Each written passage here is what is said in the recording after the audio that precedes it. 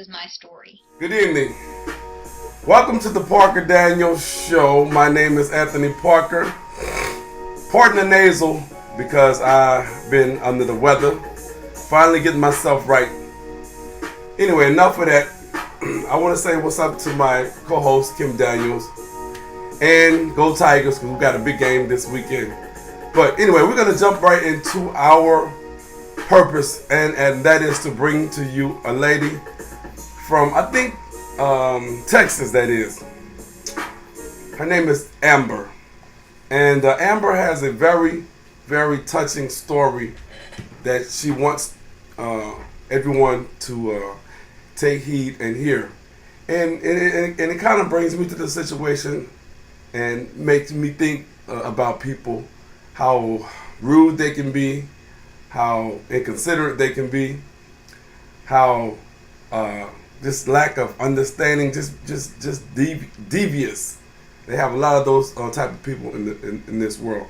But without me going into too much detail, I'm gonna let Amber tell you her story, because she definitely can tell it much better than I can. So without further delay, I'm gonna bring on all the way from Texas, right, Amber? I'm in Kentucky now. Okay, she's in Kentucky now. I'm gonna send a shout out to the Wildcats because they're doing pretty good in football. But I'm so sorry. But all the way from Kentucky, Amber. Amber, tell us a little bit about yourself before we go into the meat of your discussion, and just build the audience up into the nature of the story. Well, as you know, my name is Amber. I am 35 years old. I am in Kentucky. I was in Texas, so that might have been a little confusing there, but I'm in Kentucky now. I am a happy-go-lucky mama. Love my kiddos to death, including my stepkids, animal lover, and I play video games. And I have retinitis pigmentosa. So Okay. that's kind of me. How many kids do you have? If that's not important, I but have nosy. one daughter and two stepsons. Okay, still two steps. Okay, and you say you have what is RP? I call it retina. Yeah, RP, retinitis pigmentosa. Yep. Tell the audience exactly what it is and how it makes what causes that, if you can. Well, RP is basically scientifically. We'll get into all the other stuff. I'm not a very scientific person, but basically, it is where there is pigment in your retina, and it causes tunnel vision. And a lot of people get night blindness, so I have no peripheral vision at all, and whenever it becomes even just a slight bit dark, I can't see at all. Basically, my description of it, when people ask, I basically tell them that God has taken a Sharpie or a permanent marker and just kind of colored the inside of my eye so I can't see. Yeah. Okay. Well, I guess very, very, very good description, because I have a lot of friends that have RP and what have you, and I never really asked them, exactly what it was, but I'm glad that you were able to. So, at what age did you say you developed that? It was about 23. 23. So, tell us a little bit about your life prior to that, if you may. My life prior to that, well, I went to school, and I wasn't the most popular kid in class, but always hung around those that were kind of the loners, I guess you could say. I was in acting and choir, very outgoing and stuff, and I actually got married at a young age at 18. So that was interesting. It wasn't really a marriage I wanted. It was more of a forced marriage, I guess you could say. It wasn't like planned or anything. It just kind of happened due to some instances that had happened before that I actually cannot talk about due to legalities. Okay. But marriage was kind of good at first, and then it got very dark very quick. Whenever it came to, I don't want to get too graphic because I know this is, for all ages, but it got to the point where I was traded out for drugs. I was abused. I was basically kept in a room and fed maybe once a day if I got to eat that day. And marriage life was very hard, but, whenever we were out, I put on a happy face, acted like everything was fine. Then it just got to the point where he started talking about doing things to my family, and I couldn't have that. I had finally met somebody that encouraged me. I needed to get away from that situation. I shouldn't be being basically sexually assaulted by my own husband is what it was coming down to, because I was doing things to pay off debts and everything else, and I was just property. I wasn't really his wife. Wow. So let me stop right there. Was that during the time you've developed the RP, or was that about 2 years after we were married? I found out about my RP, and that's where I'm headed to. Once he found out that I had the RP, and we found out about my eye disease, he had another power over me, I guess you could say. He started telling me things like, nobody is going to want you. You have to stay with me. Nobody is going to want a person that's going blind. You're worthless. You're broken. Nobody's going to want that. You're stuck here. I'm the only one that's going to keep you here. How did that make you feel? I believed it. I really did. I thought nobody wanted me. So I stayed with him for another year after that, because there was talks about if I did leave, he was going to kidnap my mom, he was going to kidnap me, stuff like that. So I got scared, and I honestly did believe that nobody is going to want to take care of me. I was a burden, and I'm actually just now starting to come out of the I'm a burden thing, because I always felt like it, but the person I'm with now has shown me that I'm not a burden. So. Well, somebody want to know, and I do too, because like I said, I'm nosy. Where did you meet this monster, man? Funny enough, church.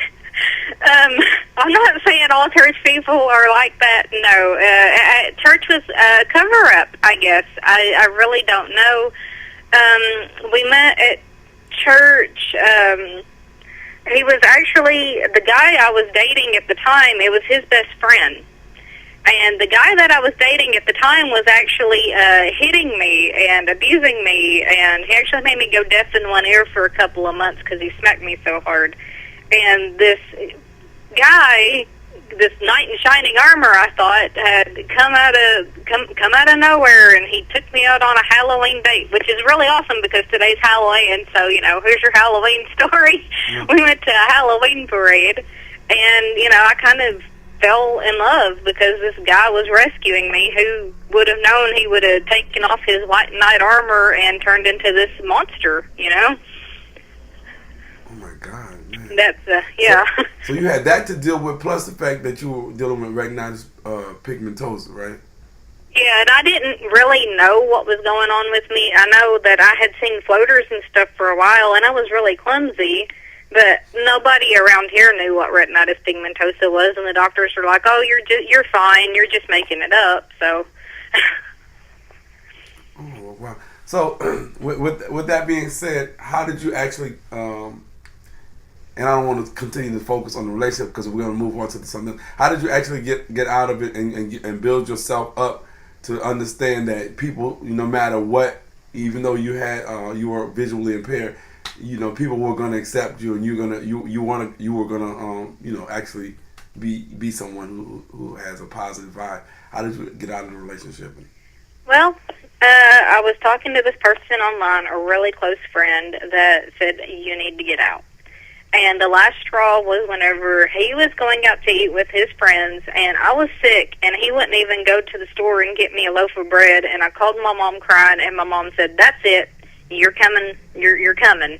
So my mom came and rescued me, and I went and I stayed at her place. And there was one point where he did drive down the road when me and her were walking, and he did try to grab one of us, but my uncle come out and started yelling at him because we all lived in the same road.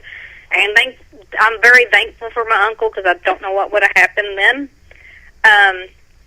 I went and I started living with my mom, and I was like, I really don't want to be living with my mom at this age. And I had met a guy playing games online. I am a gamer, and I was like, and I just met this guy and fell hard for him. And I was like, there's no way, because he's all the way in Texas, and I'm in Kentucky, because that's where I've been. That's where I was raised. I was like, there's no way. And one of my friends was like, hey, I'm going to buy you a bus ticket. You're going to go to Texas. And I was like, wow, okay, so I'm going to go to Texas. My grandma lives in Texas. So I went there. I seen my grandma for one day, and then this wonderful person named Kevin come and meet me the next night. And he took me out to Whataburger. I had no idea what Whataburger was, or Whataburger. It's not Whataburger. That's what I thought it was whenever they said it. And, we went on our first date, and we have been together for 11 years. He has really built up my confidence. He's helped me research assistance, things that I can do to help improve it. He says anything we need, we'll get. He got me my first white cane, and he always tells me every time I feel like a burden, he can tell, and he always encourages me and says, you are not a burden. He doesn't know a lot of my past, but I have gone on to tell him some things. It's a really hard past to kind of describe to people. And with me having retinitis pigmentosa, he makes sure that I get to the eye doctor when I can. He always, if my eyes are getting worse, he's like, is there anything I can do? Do you need anything? And he's always been there to guide me and help me through, and he's really helped me break out of my shell. Bless his heart. Bless his heart. So, as I push forward with the retinitis pigmentosa, excuse me, how have you been, able to deal with it as far as your independency, or have you been able to just not want to go out, or because like some people who lose their sight, they tend to kind of become clingy or shell shock, as I say, and don't want to do anything. How were you when you? At first, I was really upset. Like I said, I did feel like a burden upon people. I didn't want to go out. I was really mad, actually, because I'm an artist. I like to do art, and I like to game. And art and gaming and having a visual impairment don't really go hand in hand. I had to relearn to do a lot of things, and I have recently started trying to get out more, thanks to the encouragement of Kevin and him buying me a white cane. He said, you need it. He said, then we'll get it. And I tried to explain to him how it made me feel, because a lot of people feel this way. If you are not completely blind and you need a white cane, and a lot of people feel like, well, they're going to say, oh, you're faking it.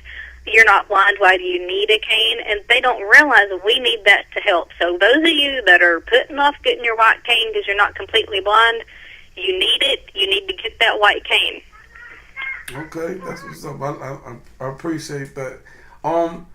So definitely thanks to Kevin to aid in giving you some confidence and what have you. You know what I'm saying? Because believe me, you definitely went through a traumatic experience. So now, what are you able to do on your own, as far as because I know now that by you having a guy who's there for you, what are you able to do on your own? I hear the kids in the background. Do you? Yeah, I got a 4-year-old. She realized I was on the phone when she came in here and went, oh, and she turned around and walked off. So I can pretty much do almost everything, except for I cannot cut a red apple on a red cutting board. Don't ask me to try that, because guess what? Blood is the same color. But, yeah, I've been getting out more. I've been trying to make friends to get out more. And the kid is pretty well taken care of most of the time. Actually, Kevin actually travels now for work, so he's not here a lot, but he feels more comfortable leaving me here alone now that I can do a lot more things and I'm having that confidence. So. Okay, that's great. I can hear it in your voice that you have a great deal of confidence, and that's what a lot of people who may be going through similar situations may need. Instead of feeling the opposite and feeling sorry for themselves and what have you. You're definitely an inspiration for a lot of people who are going through this. I heard you mention that you are a gamer. Explain to the individuals who want to know, and myself, how do you actually play games being a person who's visually impaired? Well, this is great. This is where my big boost of confidence has come from, because I actually, I want to say the 12th, started a Facebook group called Blind Gamer Awareness. And I have actually had streamers come to my stream or come to my page, and they've been asking me, well, how do you do this? It takes a lot of muscle memory. If you have no vision, it actually is all based on sound. You have to listen to the sound effects to figure out where you're at, where you're going. Some games, like, I'm going to go ahead and give a shout-out to Blizzard for Overwatch, because of the sound on that really helped. It's, like I said, it's muscle memory and sound. If you don't have good headphones and you're trying to play a game, it usually doesn't work. If my headphones go bad, I can't play nothing. So I have to have my headphones on, because those are basically my eyes. If I don't, I'll tell my fiance, because we came together, if I don't have my headphones on, I'll say, hold on, I can't see, if he knows I need to get my headphones on.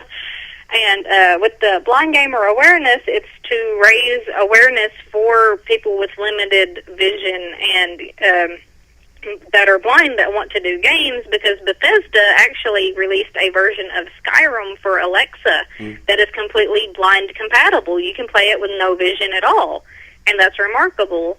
And I actually had an idea that a bunch of these, like Facebook and YouTube and Twitch streamers, to play a game at least 10 minutes blindfolded. And it is amazing. I've had at least 40 streamers do this. And I was amazed at just how nice the community was. They really grasped at it and said, I do not know how you all do it. And I've had to explain to them, like I explained to y'all, it's all muscle memory and sound, basically.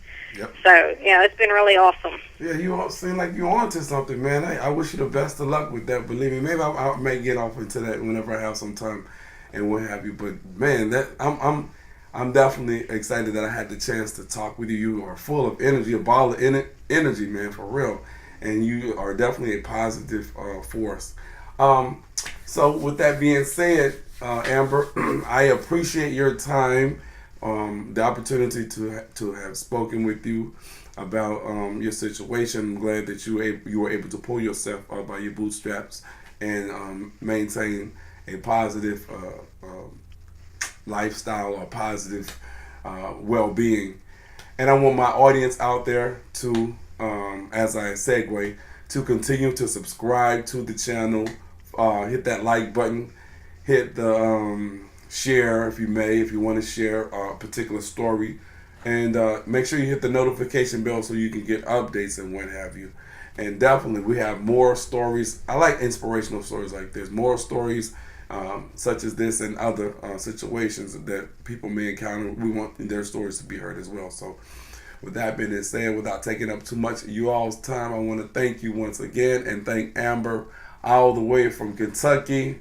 I'm still an LSU fan. That's what it's all about. We're going to beat Georgia, right? Right, Amber? You're going to pull for us? I mean, not Georgia.